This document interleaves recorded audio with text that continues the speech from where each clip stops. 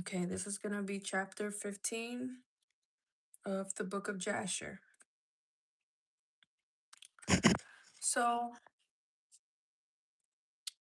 in that year, there was a severe famine across the land of Canaan, and the people couldn't remain there because the famine was so intense. Abram and everyone with him set out and went down to Egypt to escape the famine. And when they reached the brook of Mitzrayim, they rested there for a while to recover from the journey. While walking along the brook, Abram noticed how beautiful his wife Sarai was. And he said to her, "Since God has made you so beautiful, I'm worried the Egyptians will see you, kill me, and take you because they don't fear God here." So Abram was naturally trying to protect his wife.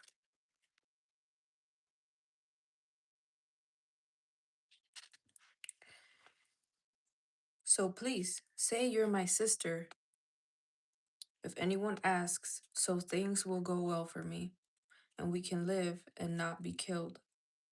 Abram gave this same instruction to everyone traveling with him, including Lot, telling them that if the Egyptians asked about Sarai, they were to say she was Abram's sister. But even with all these precautions, Abram didn't feel secure. So he placed Sarai in a chest and hid her among their belongings because he feared what the Egyptians might do.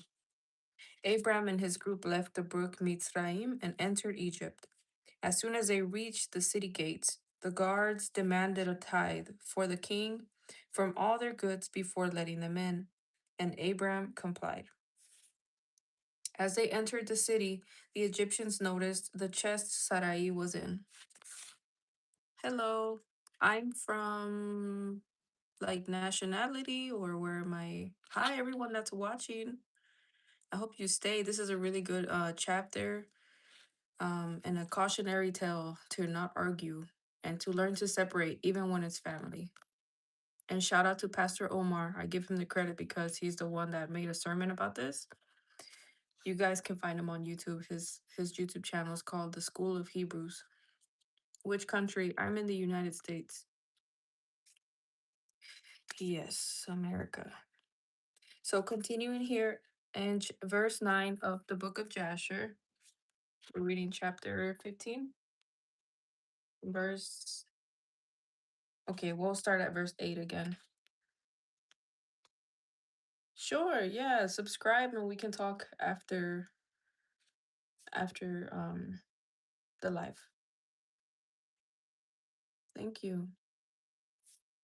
Okay, as soon as they reached the city gates, the guards demanded a tithe for the king from all their goods before letting them in. So they were like, "You got to give something up before we let you in here."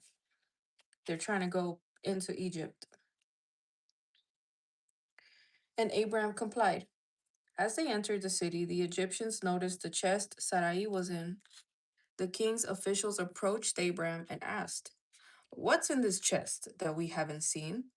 Open it and pay the tithe so the king on all it open it and pay the tithe to the king on all it contains." So they're like, "Give me everything you got in that box, you know?" I'm 28. Hello, Anthony. And hello. Oh, it's just Anthony and Bodybuilder Bow. Okay. The king's officials approached Abraham and asked, "What's in this chest that we haven't seen? Open it and pay the tithe to the king on all it contains." Abraham replied, "I won't open it, but I'll give you whatever you ask." The officers insisted, believing it held precious stones, and demanded a tenth. Abraham agreed to pay anything they asked, but begged them to not open the chest. Still, they forced it open and discovered Sarai inside. So there was Sarah in the chest, and she's hiding because Abraham is afraid that they're going to take his wife. And sure enough, the guards, they still forced them to open it, and they found her. Hi, Zion, or Zion. Still, they forced it open and discovered her inside. When they saw her beauty, they were stunned and ran to inform Pharaoh, praising her appearance. She was brought before Pharaoh, who was deeply impressed by her beauty. And he renewed those, oh, I'm sorry, he rewarded those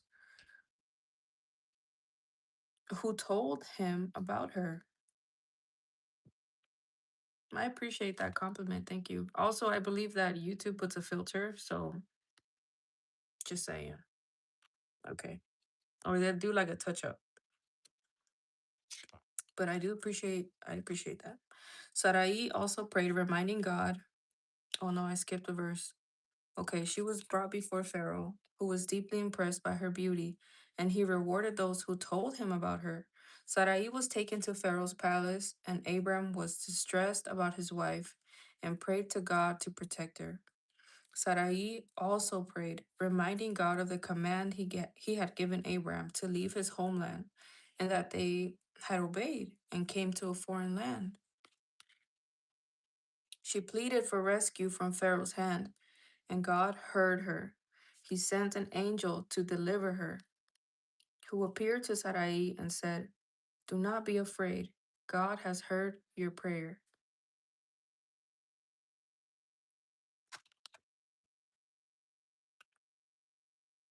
That night, as Pharaoh came near to speak to Sarai, the angel appeared, and each time the king tried to reach for her, he was struck and frightened. The king asked, who is this man who brought you here?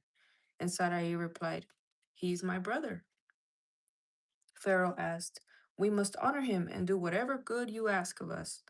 He then sent Abram silver, gold, livestock, servants, and summoned him to sit in the royal court. Look at the Most High. Like he will make a dangerous situation work out for your good. If you're right standing with the Most High, he will make it to where the people that want to harm you, they won't harm you. They'll actually do good to you. They'll end up blessing you. Right now, I don't have a job. I suppose this is my job, working for the Most High, trying my best to stay out of trouble. Pharaoh said, we must honor him and do whatever good you ask of us. He then sent Abram silver, gold, livestock, servants, and summoned him to sit in the royal court. When Pharaoh again attempted to approach Sarai, the angel struck him, and he withdrew in fear. So this man, Pharaoh, is trying to touch Sarai, which is Abraham's wife. And the angel, because Sarah was praying and saying, Father, like, they took me from my husband, come through for us. This angel was making him fearful. So every time he would go to touch her, he would feel scared. And so they ended up sending her back to Abraham. He asked the man, oh no, I skipped again. Okay. Throughout the night, the angel also afflicted Pharaoh's entire household. See, the Most High has a pattern.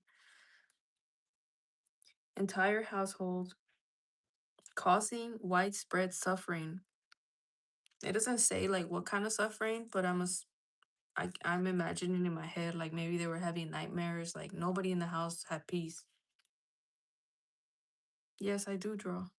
How do you know? You went through my channel probably, right? Yes, I do draw here and there. I'm not a great artist. I just do it for fun. Um,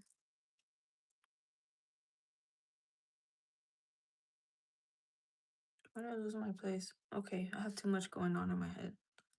Pharaoh realized this was happening because of Sarai and kept his distance, trying to speak kindly to her. He asked who the man really was, and Sarai admitted, "He's my husband. I said he was my brother out of fear that you would kill him."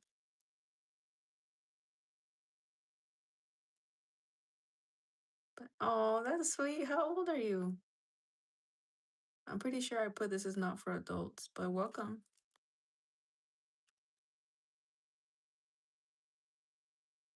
You should. Oh, you're 8. Oh, okay. I don't know why this live showed up on your phone then, but okay. I will keep that in mind, little one. Okay, it says Pharaoh realized this was happening because of Sarai and kept his distance, trying to speak kindly to her. He asked who the man really was, and Sarai admitted, "He's my husband. I said he was my brother out of fear that you would kill him." As soon as Pharaoh understood the truth, the plagues ceased. He was overwhelmed and summoned Abram, demanding, "Why did you tell me she was your sister? I took her as a wife, and now my household is afflicted." Pharaoh returned Sarai to Abram and said, "Take your wife and leave our land, and we'll all die because of her." He also gave Abram more livestock, servants, and wealth, and even gave Sarai a maidservant, his own daughter. He told her, "It's better for you to be a servant in this man's house than a queen in mine, after what we've witnessed." Abram left Egypt with everything he had, and Pharaoh sent men to escort him. He returned to Canaan, back to the place where he had first built an altar and pitched his tent. Lot, who had also become very wealthy, was with him, and God had blessed them because of Abram. Hi, Julian. Welcome to the live. He returned to Canaan, back to the place where he had first built an altar and pitched his tent. Lot, who had also become very wealthy, was with him, and God had blessed him. Yes, I am. This is my room. This is where I sleep. Yeah, not much going on in here, just six. He told her, "It's better for you to be a servant." Okay. But there was tension. Okay, Julian, let me go subscribe right now. We gotta support each other out here. Let me see. How do I find your page? Okay, I'll pin it. Can I go to this channel? I'll see after this. Uh,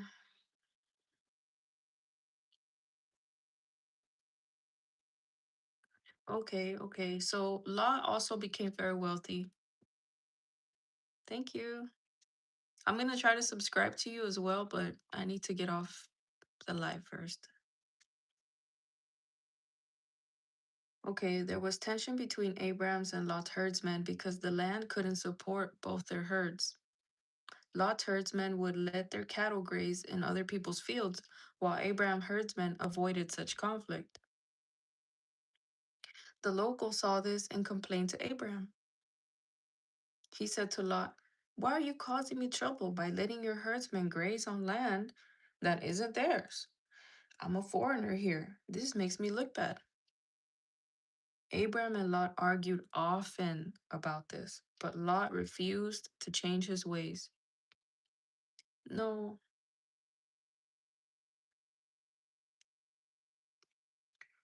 um, he refused to change his ways. Eventually, Abraham said, "Let's not fight. We're family. Please separate from me. Choose your own place to live with your herds and your family. And don't worry, if anyone wrongs you, I will defend you." Lot looked out and saw the well watered plains of Jordan.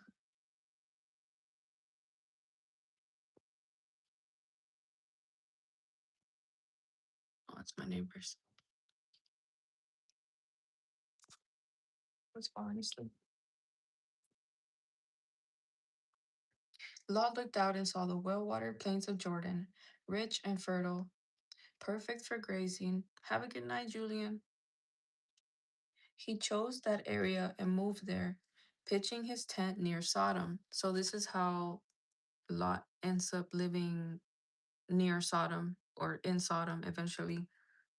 It all started because first he was living with Abraham, but because they kept quarreling, they kept arguing about the animals feeding on the people's lands. Abraham was like, Lot, you gotta chill out, because you're making us look bad and we're foreigners here.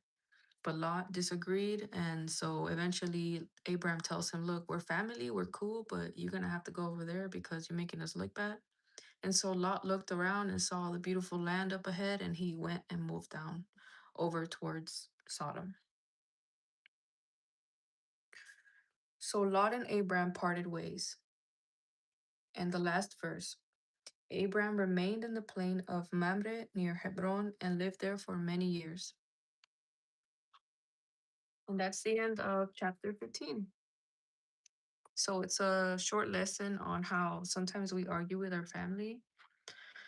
We argue and we have to learn to separate for the sake of peace, because you don't want to be arguing about the same stuff over and over again. Oh, and another note that I took on this was about quarreling, the definition of quarreling. Shout out to Pastor Omar. Pastor Omar, he's the one that taught me this. So a quarrel basically is, where is it?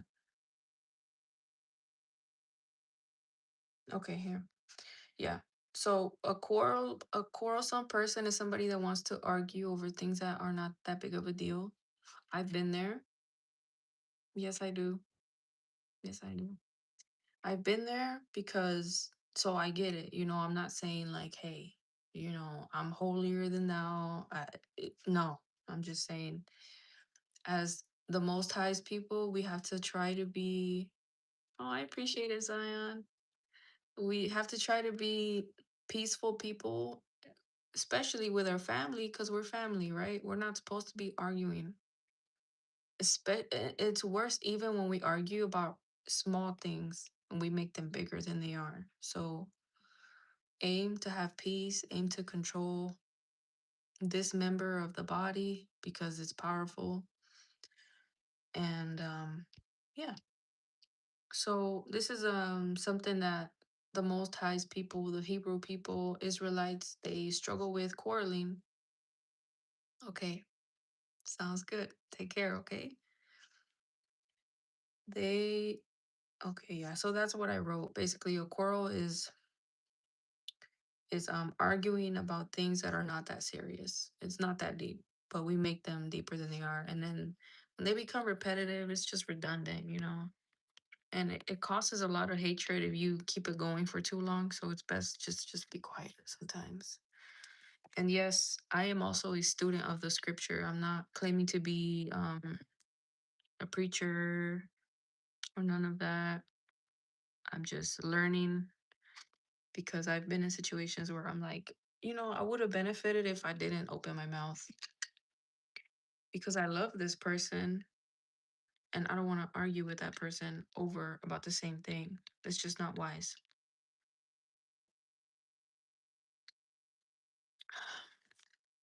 I appreciate the heart, Julian.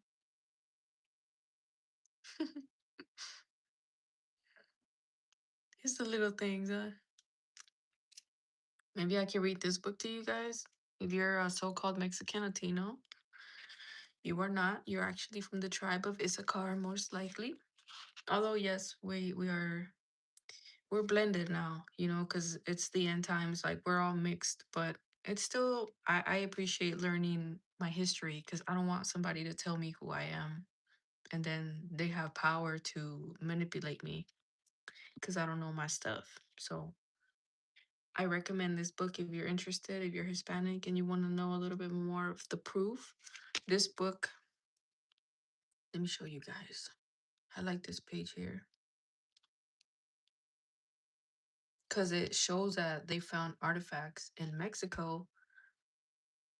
You made bread. Yeah. Yeah. I used to make it. I stopped making it. Stuff happens, you know? So this picture shows that the Mayans back then, they used to carve images of their history on the rocks. So they found this in one of the pyramids. It's called Stela from Campeche. And this is a Mayan dignitary exhibited in the National Museum in Mexico City. The dignitary is wearing an earring with an easily recognizable Star of David. So you can see that before we this is an earring and it has a star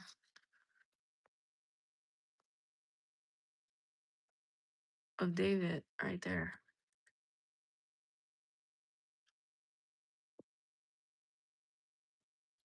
Or what we now call the Star of David, encircled by a marine rope and half covered by a water glyph on its lower side.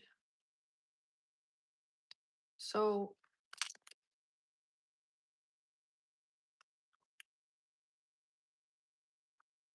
I want to be able to explain this. I will have to go over this again because I don't want to just be talking nonsense. But these pictures are very telling because it shows that our people, they also spoke Hebrew. They used to wear writings on their wrists with like laws, like the Torah laws, which are the first 5 books of the Bible.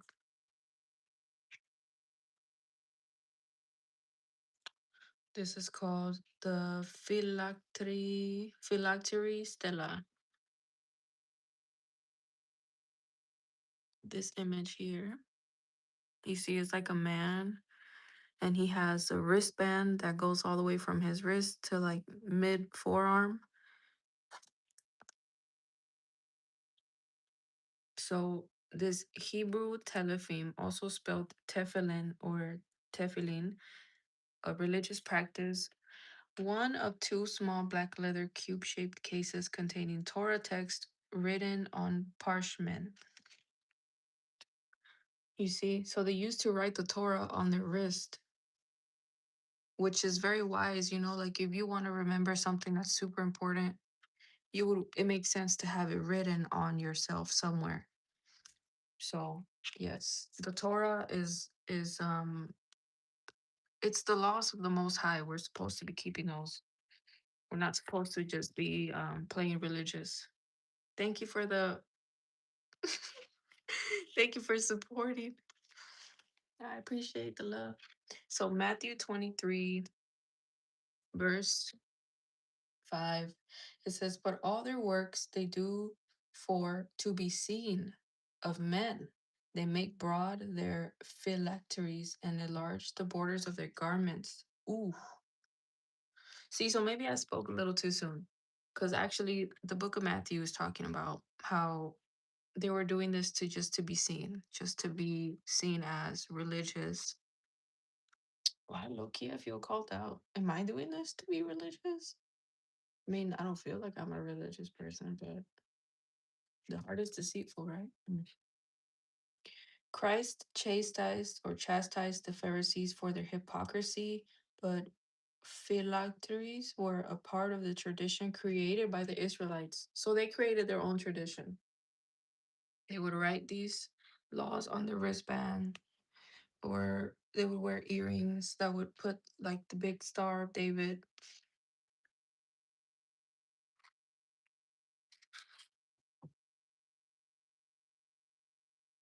That's a guy right there. I appreciate the hearts. I don't know who's doing that, but thank you. Yes.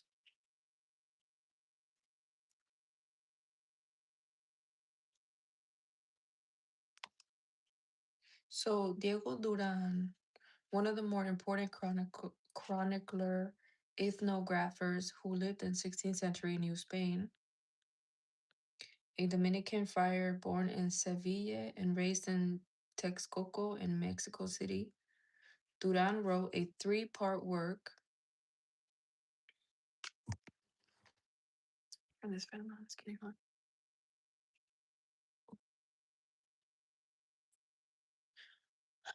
me see. He wrote a three-part work, Historia de las Indias de Nueva España, Islas de Tierra Firme, on the prehistoric history, religion, and calendar of the Aztecs, respectively. He based it on indigenous manuscripts, including the Crónica X, now lost, and hundreds of indigenous informants. He also had some assistants, probably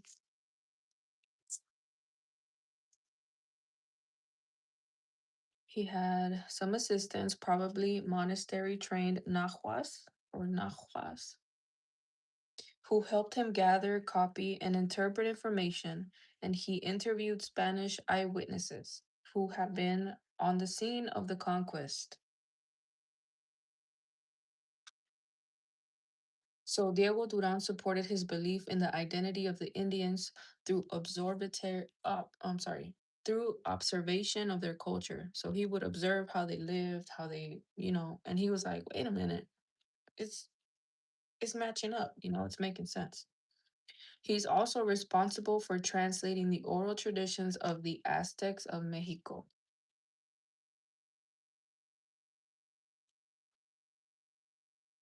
He concluded that the Indians must be descendants from the Jews. His opinion was based on the strange and the lowly conversation of the natives, their quote, way of life, ceremonies, rites, and superstitions, omens, and hypocrisies. Hypocrisy, yo. We really can be hypocrites though, let's be real. Also, like the Jews, that the Indians themselves must be Jews. So the Indians were behaving a lot of similar characteristics to the Jewish people.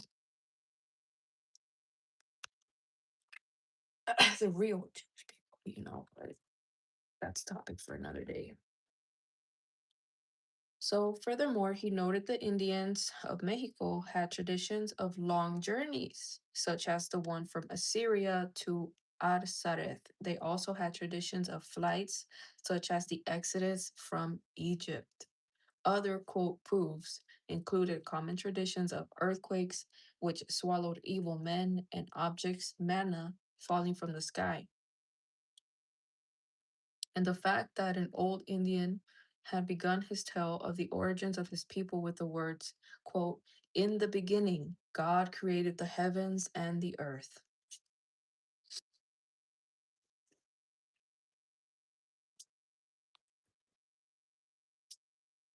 This story, Duran reported, roughly paralleled Genesis 1, 2, and 6, and and 2, I guess, 2 again.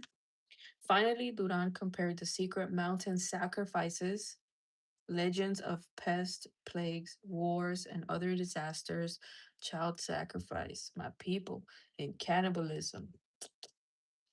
He thought all these legends and myths were common to both the Indians and the lost tribes of Israel.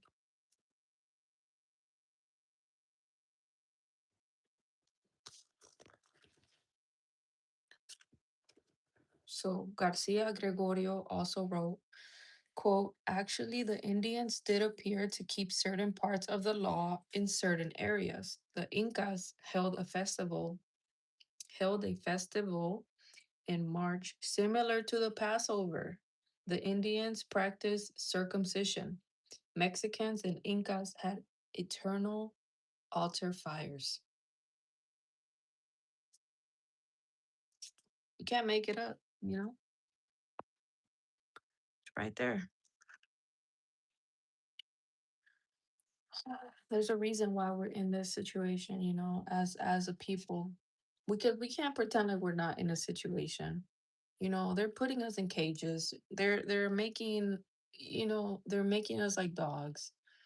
There's a reason though, and we can't pretend like, oh, it's just the white people being racist. It's a spiritual thing. So when we trace back the root is our disobedience as a people, not keeping the commandments, not keeping the laws. Our people, the Mayans, was sacrificing children. They were doing rituals. They were doing cannibalism. This is why I said this is not for children. I don't know why children are being recommended this video, but you know what? It is what it is. Okay. Let me see, where am I? Okay, so actually the Indians did appear to keep parts of the law in certain areas. The Incas held a festival in March similar to the Passover. Okay, that's great. That's a good thing. The Indians practiced circumcision. Mexicans and Incas had eternal altar fires. Some Nicaraguans, I'm thirsty. Hold on a second.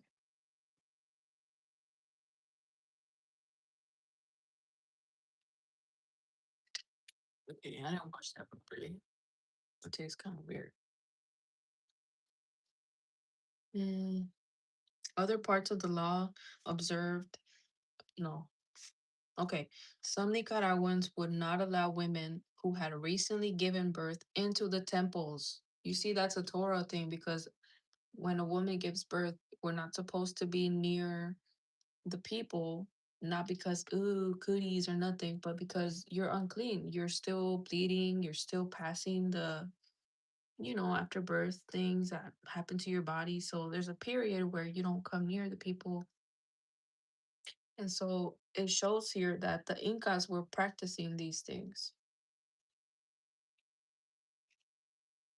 If a master slept with a slave, both were whipped, adulteresses were to be stoned, and women must not wear each other's, I'm sorry, men and women must not wear each other's clothes, and the widow must marry her nearest male relative.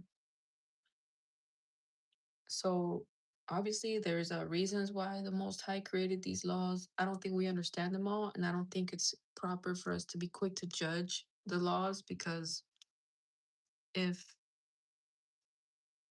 I'll just say that the Decalogue was not kept very well in the Indies, but one could find parts of it observed in various places. See? So they were not consistent in keeping the entire law, but there's proof that the tribes of Mexico, the tribes of the Incas, the Mayans, they were keeping parts of the Torah. So again, proof that we are indeed the descendants of the lost tribes of Israel, keeping the laws.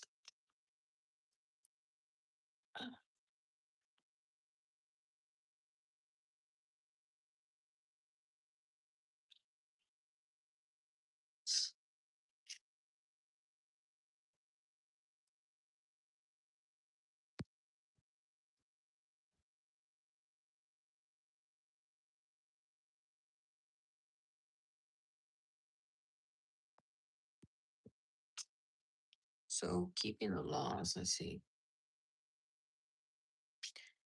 The following are some examples of the records that Garcia observed while researching the Indians of the Yucatan and the indigenous people of Mexico, keeping the statutes according to the laws written inside the Bible. Leviticus 12.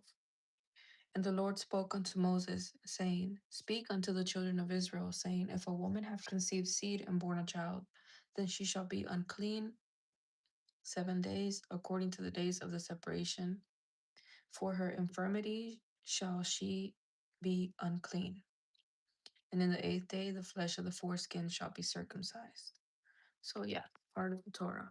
They were doing things that were written in the scripture. But that's neither here nor there because this live wasn't about that.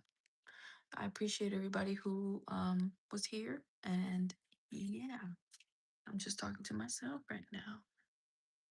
All glory to the Most High, yeah.